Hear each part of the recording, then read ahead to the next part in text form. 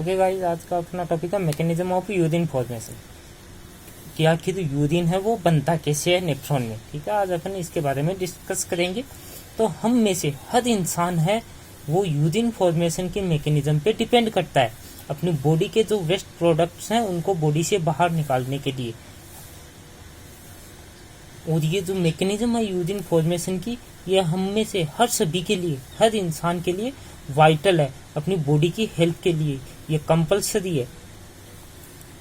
हम में से कोई भी इस बात को इतनी वैल्यू नहीं देता कि अपने लिए कि यूरिन फॉर्मेशन की इतनी वैल्यू है जीवन जीने के लिए, लेकिन ये बहुत ज़्यादा हम लोग सर्वाइव नहीं कर सकते अगर यूरिन का फॉर्मेशन नहीं हो रहा हो बॉडी में से, क्योंकि जो बॉडी के वेस्ट प्रोडक्ट हैं उनको यूरिन के थ्रू बॉडी से बाहर निकालना आवश्यक होता है।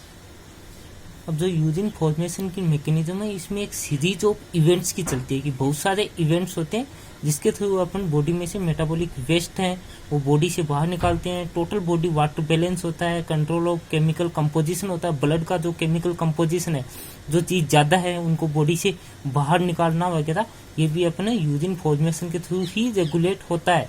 और अदर जो बॉडी फ्लूइड है, for example extra cellular body fluid है, control of acid base balance है, ये सब यूरिन फॉर्मेशन के थ्रू होता है।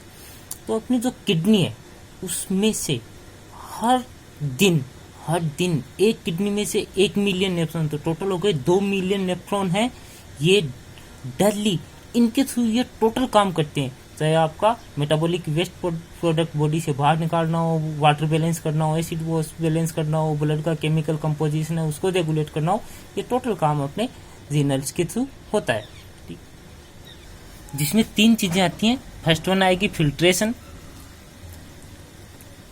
सेकंड वन आएगी अब्जॉर्प्शन एंड थर्ड वन आएगी सिक्रीशन। ठीक है, तो सबसे पहले अपन बात करेंगे अपन इसकी फिल्ट्रेशन की। तो फर्स्ट टॉपिक हो गया glomerular filtration. Glomerular filtration,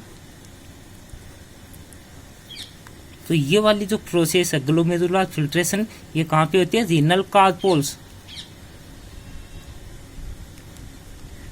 glomerulus में होने वाली प्रोसेस है। तो ग्लोमेरुलर फिल्ट्रेशन किसको बोलते हैं? कि एक फिल्ट्रेशन मेम्ब्रेन है। ठीक है, इसके थ्रू क्या होता है? फ्लूइड फिल्टर होता है। ठीक है, जैसे यहाँ पे ऊपर फ्लूइड है, ये बीच में मेम्ब्रेन है। Due to the pressure difference, जैसे मान लो कि ऊपर तो प्रेशर है 55 mm ऑफ Hg, जबकि नीचे है 35 mm ऑफ Hg का प्रेशर। तो ये जो प्रेशर का डिफरेंस है, इसकी वजह से क्या होगा कि ये फ्लूइड है कितने का? 10 mm ऑफ Hg का।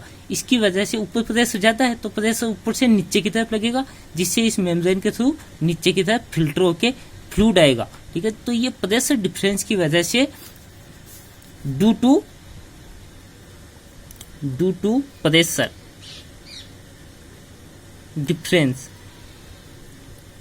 Difference movement of fluid across a membrane is called glomerular filtration. ठीक है, प्रेशर डिफरेंस की वजह से फ्लूइड की मूवमेंट एक मेम्ब्रेन से दूसरी मेम्ब्रेन की तरफ पहुंचना ही क्या है? आपके ग्लोमेरुलर फिल्ट्रेशन। नॉर्मली क्या होता है? देखो, अगर अपन नॉर्मली बात करें तो 20%, ठीक है, 20% ऑफ कार्डियक आउटपुट है ना, उसका 20% है जो टोटल ब्लड है हर मिनट के अंदर, वो जाता है किडनी के पास टू फिल्टर होने के लिए। इसको बोलते हैं अपन फिल्ट्रेशन फ्रिक्शन। ठीक है, इस चीज को क्या बोलेंगे अपन? Filtration friction.